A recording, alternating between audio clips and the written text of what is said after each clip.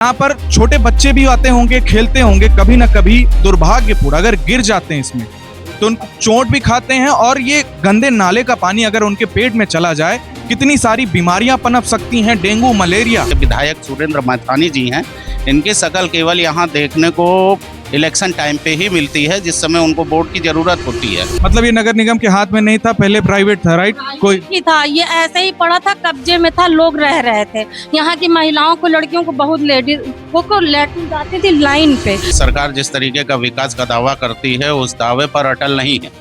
और ये शौचालय मेरे हिसाब से तो जब से बना है तभी से मैं देख रहा हूँ जर्जर है, इसमें कोई भी सुचारू रूप से कार्य नहीं कराया जाता।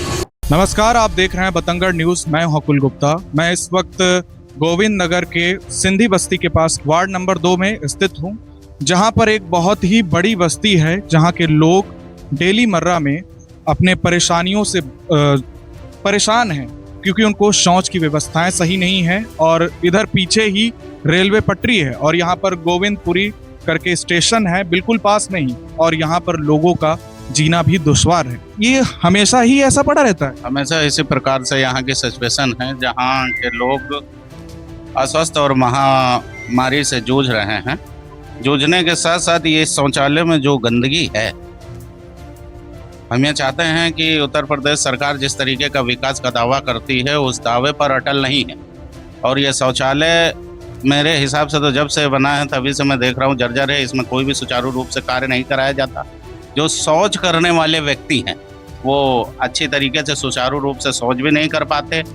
जर्जर होने के कारण कल के कोई घटना घटित ना हो जाए, जिसमें हमारी केयर टेकर रेखा सरोज जी हैं, इसमें ताला लगा के रखती हैं कि किसी प्रकार की कोई घटना ना आ जाए। आप यहाँ की केयर टेकर हैं? हाँ, मतलब देख लेते हैं, ध्यान दे देते हैं।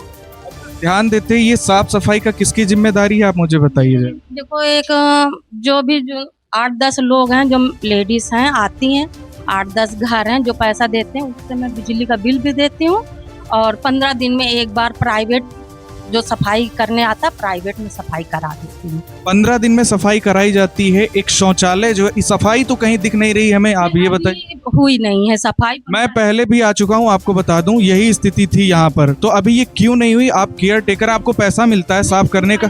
पैसा घर मुश्किल से 8-10 लोग हैं तो 100 रुपए 150 रुपए वो दे देते हैं बस। 100-150 रुपए कितने दिन का?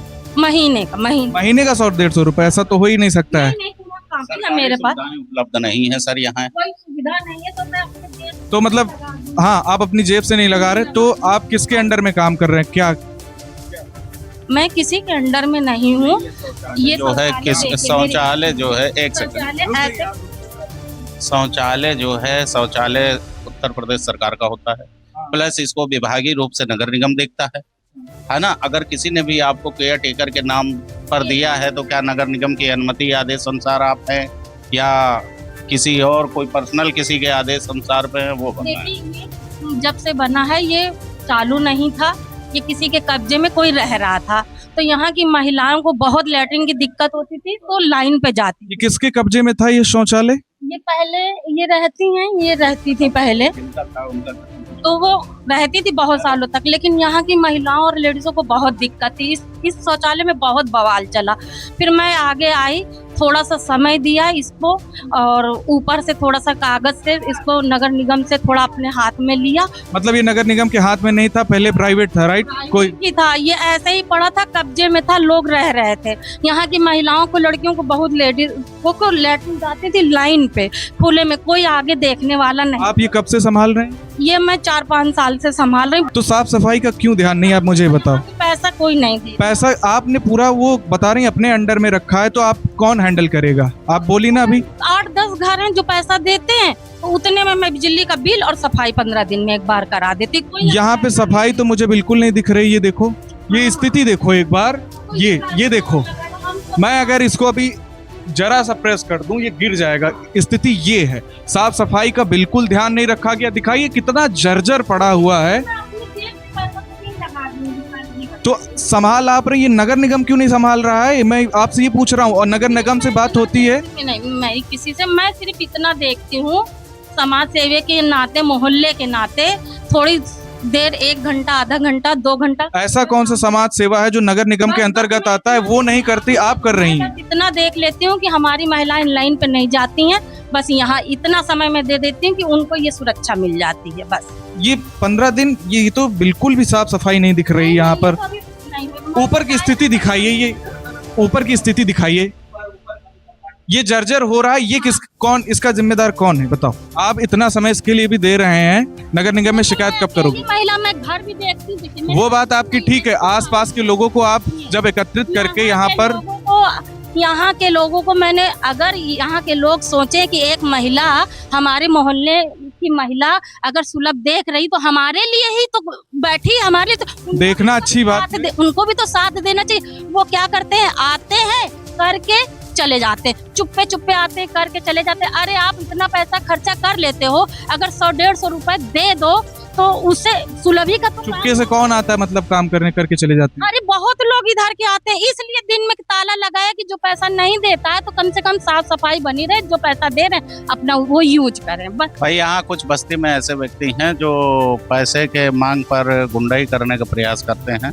कुछ व्यक्ति हैं, अब वो 5 रुपए 10 रुपए प्रत्येक घर से अगर लेती है पर डे के हिसाब से, मंथली तो वो 100-150 रुपए से ज्यादा अतिरिक्त किसी से लेती नहीं है। लेकिन जब किसी व्यक्ति से मांगा जाता है 5 रुपए 10 रुपए, जो प्राइवेट वाले हैं, कभी कदार वाले हैं, तो वो हमेशा गुंडाई पे उतारू रहते हैं, मना कर देते हैं कि पैसा नहीं दिया जाएगा, क्योंकि इसमें सुविधा उपलब्ध नहीं है। जहाँ यहाँ पर जैसे बताया गया कि वोट के टाइम पर आ जाते हैं, आप बोल रहे हैं, क्या ये सच है? हाँ, ये सच है कि यहाँ के जो आदरणीय हमारे विधानसभा 212 के विधायक सुरेंद्र मैथानी जी हैं, इनकी शकल केवल यहाँ देखने को इलेक्शन टाइम पे ही मिलती है, जिस समय उनको वोट की ज़रूरत होती है।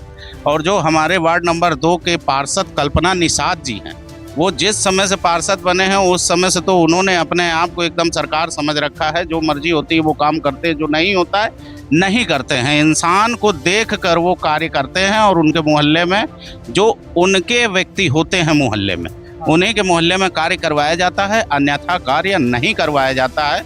इस शौचालय के बारे में अपने कल्पना निषाद जी से मैंने कई बार कहा कि उसको आके देखें, उनका मेंटेनेंस कराएं। जैसे यहाँ पे और भी उनके कार्य पड़े होंगे। हाँ देखिए, यहाँ पर टूटी हुई नालियाँ भी हैं और घर के बाहर जो पीछे यहाँ पर इलाके में नालियाँ हैं उन पे देखिए, यहाँ पर ये देखिए कितनी बड़ी पटिया टूटी हुई, कचरा पूरा जमा हुआ है।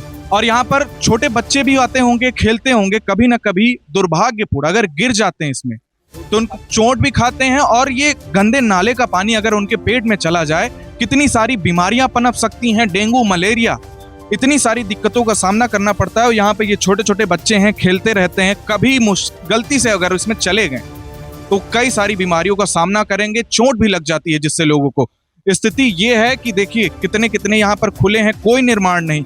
बस लोगों का कहना ये है कि जब वोटिंग होती है तब सभी लोग आ जाते हैं वोट मांगने, लेकिन जब कोई दिक्कतें आती हैं, लोग बार बार उनके दरवाजे खटखटाते हैं कि हमारे यहाँ ये दिक्कतें हैं, नालियां नहीं साफ हैं, शौचालय नहीं बना है, तब कोई सुनवाई नहीं होती है, बस वोट रखी जाती है।